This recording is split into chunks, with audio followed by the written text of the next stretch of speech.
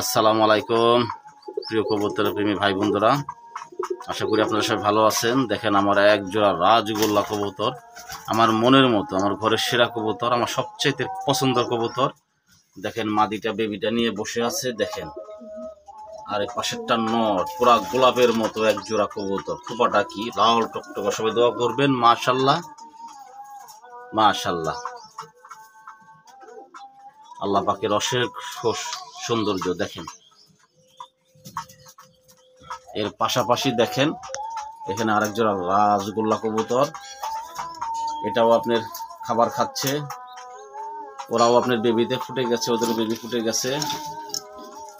এইখানে দেখেন আমার আরেক জোড়া মনের মতো খুব পছন্দের কবুতর, মাশাল্লাহ, ওরাও ডিমে চলে আসছে, মাশাল্লাহ।